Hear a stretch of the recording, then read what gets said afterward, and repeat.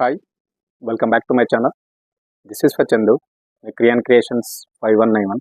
So ఈరోజు మీ తమిళ చూస్తారు కదా, మనకైతే ఐడిబిఐలో అయితే ఉద్యోగాలు పడ్డాయి. సో ఎవరైతే బ్యాంకింగ్ సెక్టార్లో జాబ్స్ చేయాలనుకున్న వాళ్ళకైతే ఇది గొప్ప అవకాశం. సో బ్యాంకింగ్ జాబ్ కోసమే ప్రిపేర్ అవుతున్న వాళ్ళకైతే మంచి ఛాన్స్. సో మంచి ఉద్యోగాలు అయితే పడడం జరిగింది. దీనికి సంబంధించి ఇప్పుడు ఫుల్ డీటెయిల్స్ అయితే ఎక్స్ప్లెయిన్ చేస్తాను.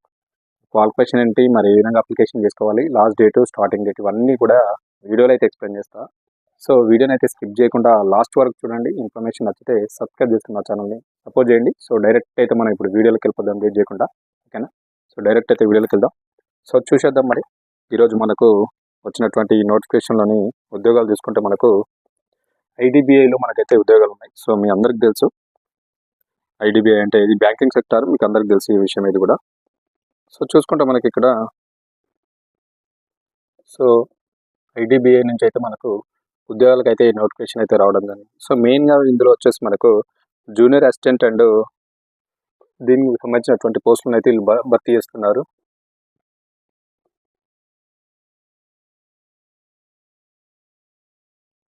జూనియర్ అసిస్టెంట్ జాబ్స్ అనమాట. సో దీనికి సంబంధించి ఇప్పుడు క్వాలిఫికేషన్ ఏంటి, ఏ విధంగా అప్లికేషన్ చేయాలనే డీటెయిల్స్ కూడా చూద్దాం. సో చూసుకుంటే ఫస్ట్ ఆఫ్ ఆల్ మనకు కేంద్ర ప్రభుత్వ రంగ సంస్థ అయినటువంటి industrial development bank of India.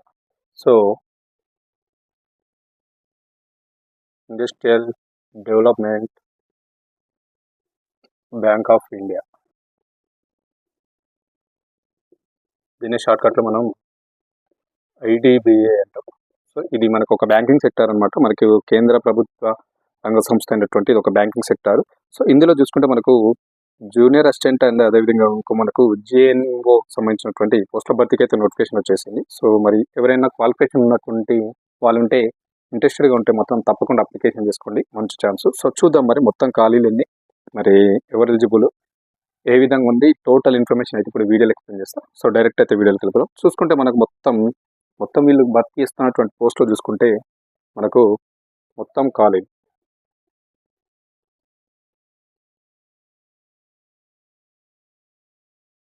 1100 ఖాళీలను అయితే వీళ్ళు భర్తీ చేస్తున్నారు. సో హైయెస్ట్ రేంజ్లో మనకైతే దాదాపు 1100 ఉద్యోగాలు అయితే వీళ్ళు భర్తీ చేస్తున్నారు, గుర్తుపెట్టుకోండి. సో పోస్ట్ పేరు చూసుకుంటే మనకి ఇక్కడ వీళ్ళు భర్తీ చేస్తున్నటువంటి పోస్ట్ పేరు అంటే జాబ్ పేరు చూసుకుంటే జూనియర్ అసిస్టెంట్ మేనేజర్ గ్రేడ్ ఓ, ఓకేనా? జూనియర్ అసిస్టెంట్ మేనేజర్ గ్రేడ్ ఓ. దీనికి సంబంధించినటువంటి ఈ గ్రేడ్లో ఉన్నటువంటి పోస్టులను మాత్రం వీళ్ళు భర్తీ చేస్తున్నారు, అది కూడా గుర్తుపెట్టుకోండి. అవన్నీ కూడా మనకు దాదాపు 1100 పోస్టులు కూడా మనకు జూనియర్ అసిస్టెంట్ మేనేజర్ గ్రేడ్ ఓ సంబంధించినటువంటి ఉద్యోగాలు అనమాట. సో ఇందులో చూసుకుంటే మరి మనకు క్వాలిఫికేషన్ ఏమి ఉండాలి అంటే, విద్యార్హత ఏమి ఉండాలి, మనం వీటికి అప్లై చేయాలంటే ఎలిజిబిలిటీ ఏమి ఉండాలంటే చూసుకుంటే మనకు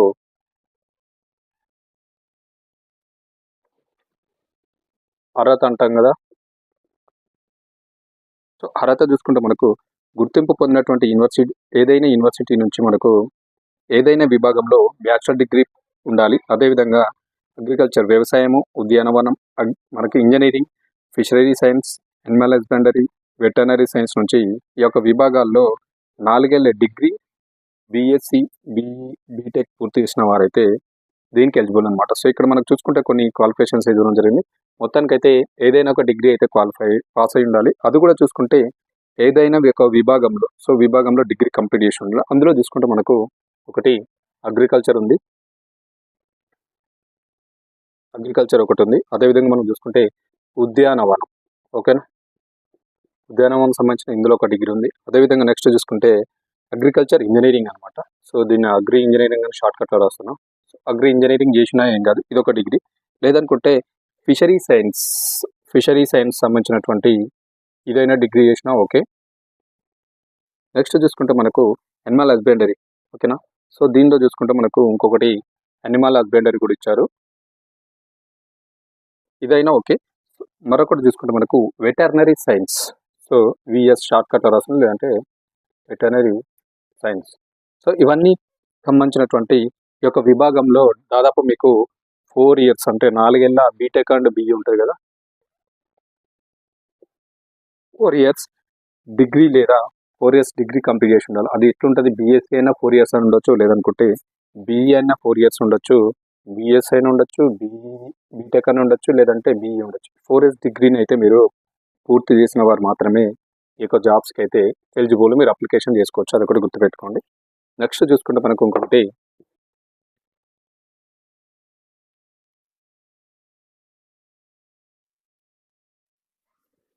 ఇక్కడ మనకు మెయిన్ ఇంపార్టెంట్ కూడా ఇచ్చారు. కంపల్సరీ ఇంకోటి ముఖ్యమైనది, 3 ఏళ్ల డిప్లొమా కోర్సు చేసిన అభ్యర్థులు ఈ పోస్టులకు దరఖాస్తు చేయడానికి అనర్హులు. గుర్తుపెట్టుకోవాలి, ఇంపార్టెంట్ ఇక్కడ 3 ఇయర్స్ డిప్లొమా ఉంటుంది కదా, 3 ఇయర్స్ డిప్లొమా చేసినటువంటి అభ్యర్థులు అయితే ఈ పోస్టులకు దరఖాస్తు చేసుకోవడానికి అయితే ఇన్ఎలిజిబుల్ అనమాట. అది ఒకటి గుర్తుపెట్టుకోండి, ఇన్ఎలిజిబుల్. కంపల్సరీ మీరు 4 ఇయర్స్ డిగ్రీ ఉన్న వాళ్ళు మాత్రమే అప్లికేషన్ చేసుకోవాలి. 3 ఇయర్స్ తోటి డిప్లొమా కంప్లీట్ చేసిన వాళ్ళైతే అప్లికేషన్ చేయడానికి నాట్ ఎలిజిబుల్. సో అది కూడా గుర్తుపెట్టుకోండి, ఓకేనా. అది ఇంపార్టెంట్. మళ్ళీ డిప్లొమా చేసిన వాళ్ళు అప్లికేషన్ చేసుకోవచ్చు అని అడుగుతారు. సో నాట్ ఎలిజిబుల్ అన్నట్టు, అది కూడా గుర్తుపెట్టుకోవాలి. నెక్స్ట్ చూసుకుంటే మనకి ఇక్కడ వయోపరిమితి, ఏజ్ అంటాం కదా. సో ఏజ్ ఎంత ఉండాలి? ఈ యొక్క ఉద్యోగాలకు మనం అప్లికేషన్ చేయాలంటే 20 నుంచి 25 ఏళ్ల మధ్యలో ఉండాలి. కేంద్ర ప్రభుత్వ నిబంధనల ప్రకారం మనకు ఎస్సీ, ఎస్టీ, ఓబీసీ వర్గాలకైతే వయోపరిమితులు అయితే సడలింపు ఉంటుంది. సో మీ ఏజ్ మాత్రం కంపల్సరీ 20 నుంచి 25 ఇయర్స్ వరకు అయితే ఉండాలి. ఇంకేమైనా మనకు సెంట్రల్ గౌట్ నామ్స్ ఉంటాయి కదా, వాటి ప్రకారం అయితే ఎస్సీ వాళ్ళకు, ఎస్టీ వాళ్ళకు అండ్ ఓబీసీ వాళ్ళకైతే ఈ ఏజ్లో అయితే సడలింపు అయితే ఇస్తారు. అది కూడా గుర్తుపెట్టుకోండి. యాజ్ ఫర్ నోటిఫికేషన్ ప్రకారం మాత్రం మనకు 20 ఇయర్స్ నుంచి 25 ఇయర్స్ అయితే ఉండాలి. మిగతా వాళ్ళకైతే మన సెంట్రల్ గవర్నమెంట్ నామ్స్ ప్రకారం ఏజ్లో అయితే సడలింపిస్తారు. అది కూడా గుర్తుపెట్టుకోండి.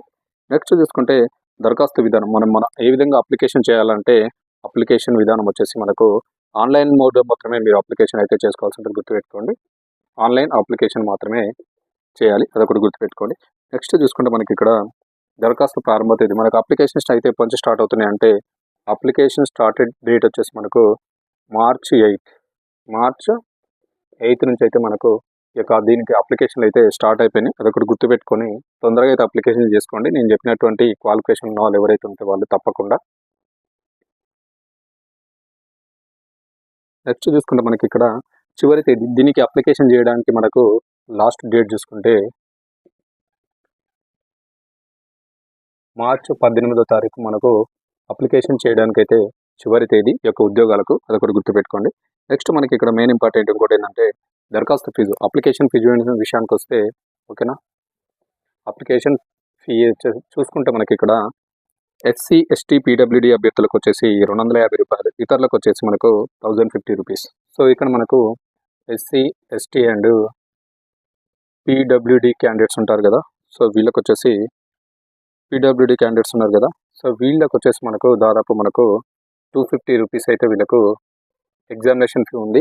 రిమైనింగ్ ఎవరైతే ఉన్నారో మనకు జనరల్ కేటగిరీ ఆర్ మిగతా వాళ్ళకి వచ్చేసి మనకు దాదాపు 1050 రూపీస్ అయితే మీరు ఎగ్జామినేషన్ ఫీ అయితే చెల్లించాలి. అది కూడా గుర్తుపెట్టుకోండి. వీళ్ళకి మాత్రమే 250, మనకు మిగతా వాళ్ళకి వచ్చేసి 1050 రూపీస్ అయితే ఉంటుంది. అది కూడా గుర్తుపెట్టుకోవాలి. నెక్స్ట్ మనకి ఇంకొకటి ఇంపార్టెంట్ పాయింట్ చూసుకుంటే ఇక్కడ ఎంపిక విధానం, సెలక్షన్ ప్రాసెస్ ఏ విధంగా ఉంటుంది, మీరు అప్లికేషన్ చేసిన తర్వాత ఇందులో సెలక్షన్ ప్రాసెస్ ఏ విధంగా ఉంటుందంటే సెలక్షన్ ప్రాసెస్ చూసుకుంటే మనకు వచ్చేసి ఇక్కడ దాదాపు మీకు ఆన్లైన్ టెస్ట్, అదేవిధంగా డాక్యుమెంట్ వెరిఫికేషన్, పర్సనల్ ఇంటర్వ్యూ, అదేవిధంగా మెడికల్ టెస్ట్ ద్వారా అభ్యర్థులను అయితే వీళ్ళు ఎంపిక చేస్తారు. అది కూడా గుర్తుపెట్టుకోండి. కంపల్సరీ మీరు అప్లికేషన్ చేసిన తర్వాత రిటర్న్ టెస్ట్ అయితే ఉంటుంది, ఓకేనా. దాని తర్వాత డాక్యుమెంట్ వెరిఫికేషన్ ఉంటుంది. నెక్స్ట్ దీని డాక్యుమెంట్ వెరిఫికేషన్ తర్వాత పర్సనల్ ఇంటర్వ్యూ ఉంటుంది.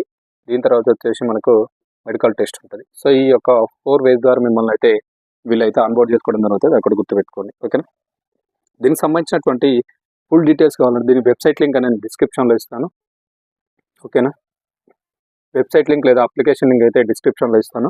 అది కూడా ఇక్కడ చెప్తున్నాను, చూసుకోవచ్చు. మనకు వెబ్సైట్ లింక్ వచ్చేసి మనకు www.idbi.bank.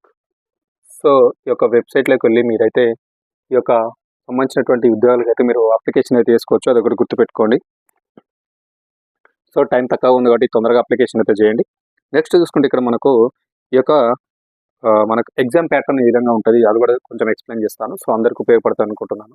సో ఈ ఎగ్జామ్ ప్యాటర్న్ కూడా చాలా ఇంపార్టెంట్ కాబట్టి సింపుల్గానే ఎక్స్ప్లెయిన్ చేస్తాను. సో ఇక్కడ మనం మొత్తానికి చూసుకుంటే ఇక్కడ మనకు పరీక్ష విధానం ఏ విధంగా ఉంటుంది.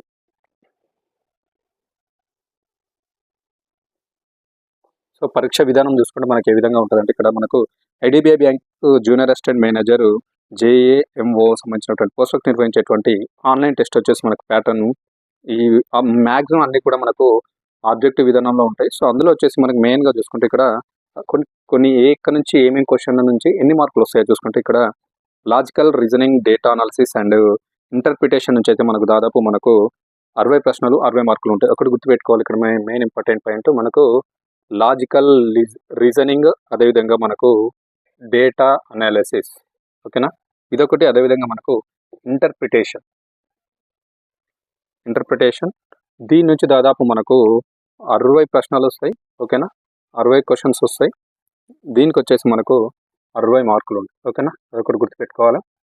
సో ఇక్కడ మనకు logical reasoning and data analysis, అదేవిధంగా ఇంటర్ప్రిటేషన్ నుంచి మనకు 60 క్వశ్చన్లు ఇస్తారు, 60 మార్కులు ఉంటాయి, అదొకటి గుర్తుపెట్టుకోండి. నెక్స్ట్ చూసుకుంటే మనకు ఇంగ్లీష్ లాంగ్వేజ్ నుంచి దాదాపు 40 ప్రశ్నలు 40 మార్కులు. ఇంగ్లీష్ లాంగ్వేజ్ నుంచి మనకు 40 క్వశ్చన్లు వస్తాయి, అదేవిధంగా 40 మార్క్స్, ఓకేనా, 40 మార్క్స్ అయితే ఉండడం జరుగుతుంది, అదొకటి గుర్తుపెట్టుకోండి. నెక్స్ట్ చూసుకుంటే మనకి ఇక్కడ కాంపిటేటివ్ అపిట్యూడ్ నుంచి 40 ప్రశ్నలు 40 మార్కులు. నెక్స్ట్ చూసుకుంటే మనకు కాంపిటేటివ్ అపిట్యూడ్ ఉంటుంది కదా, దీని నుంచి మనకు 40 క్వశ్చన్స్ వస్తాయి, అదేవిధంగా 40 మార్క్స్, ఓకేనా, అదొకటి గుర్తుపెట్టుకోండి. నెక్స్ట్ చూసుకుంటే మనకి ఇక్కడ జనరల్ ఎకానమీ, బ్యాంకింగ్ అవేర్నెస్, అదేవిధంగా కంప్యూటర్ ఐటీతో కలిపి దాదాపు మనకు 60 ప్రశ్నలు 60 మార్కులు. సో మనకి ఇక్కడ జనరల్ ఎకానమీ జీసీ, అదేవిధంగా మనకు బ్యాంకింగ్ అవేర్నెస్ నుంచి బిఏ, దీని నుంచి అదేవిధంగా మనకు కంప్యూటర్ నాలెడ్జ్, ఇవన్నిటి కలిపి మనకు 60 క్వశ్చన్లు వస్తాయి, అదేవిధంగా 60 మార్క్స్ అయితే ఉండడం జరుగుతుంది, ఓకేనా, గుర్తుపెట్టుకోండి. 60 క్వశ్చన్స్ 60 మార్క్స్ అనమాట. సో ఇంకొక మెయిన్ ఇంపార్టెంట్ పాయింట్ చూసుకోవాలి, ఇక్కడ మనకు నెగిటివ్ మార్కింగ్ అయితే ఉంటుంది. ప్రతి 1/4 తప్పు సమాధానానికి మనకు కోత విధిస్తారు. సో నెగిటివ్ మార్కింగ్ అయితే పక్కా ఉంటుంది, అది కూడా గుర్తుపెట్టుకోవాలి, ఓకేనా. 1/4 అంటే 4 క్వశ్చన్ల తప్పులకు 1 మార్క్ అయితే కట్ చేస్తారు. అంటే 4 రాంగ్ ఆన్సర్లు చేస్తే మీరు 1 మార్క్ అనేది కట్ అయిపోతుంది, అది కూడా గుర్తుపెట్టుకోండి. నెగిటివ్ మార్క్ అయితే కంపల్సరీగా ఉంది కాబట్టి 4 తప్పు సమాధానాలకు 1 మార్క్ అయితే కోత విధిస్తారు, అది కూడా గుర్తుపెట్టుకోవాలి. పరీక్ష వచ్చేసి మనకు లాంగ్వేజ్ వచ్చేసి పరీక్ష లాంగ్వేజ్ ఉంటుంది కదా, మనకు మ్యాక్సిమం ఎగ్జామ్ వచ్చేసి మనకు హిందీ అండ్ ఇంగ్లీష్ భాషలో ఉంటుంది, గుర్తుపెట్టుకోవాలి. ఇంగ్లీష్ అండ్ హిందీ 2 లాంగ్వేజెస్ని మనకైతే ఒక ఎగ్జామ్ అయితే నిర్వహించడం జరుగుతుంది. సో గుర్తుపెట్టుకోండి, దాదాపు మనకైతే 60, 40, 100, అదేవిధంగా 140, 160 దాదాపు మనకు 200 మార్కులు అయితే ఈ యొక్క పేపర్ ప్యాటర్న్ అయితే ఉండడం జరిగింది. సో గుర్తుపెట్టుకోండి, ఇది మనకు ఎగ్జామ్ ప్యాటర్న్ అనమాట. వీళ్ళు నిర్వహించేటువంటి మనకు జూనియర్ అసిస్టెంట్ మేనేజర్ గ్రేడ్ ఓ సంబంధించినటువంటి ఎగ్జామ్ ప్యాటర్న్ ఇది. సో ఇన్ఫర్మేషన్ ఇది అనమాట. సో తప్పకుండా ప్రతి ఒక్కరు అప్లికేషన్ చేసుకోండి. మనకు టైం కూడా తక్కువ ఉంది, దాదాపు మనకు March 19th వరకే కదా. March 19th వరకు అయితే మనకు అప్లికేషన్ చేయడానికి లాస్ట్ డేట్ అనమాట. So March 19th. సో తప్పకుండా ప్రతి ఒక్కరు అప్లికేషన్ చేయండి. మీకు ఎవరైతే నేను చెప్పినటువంటి క్వాలిఫికేషన్ ఉన్న వాళ్ళైతే సో గుర్తుపెట్టుకోండి, March 19th లాస్ట్ డేట్, ఓకేనా.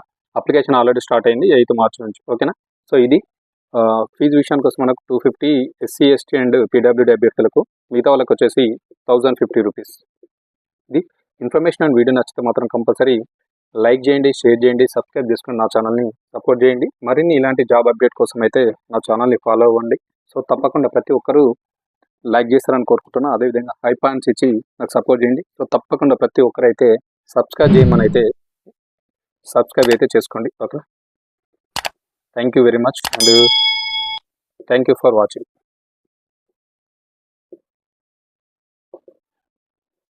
Thank you.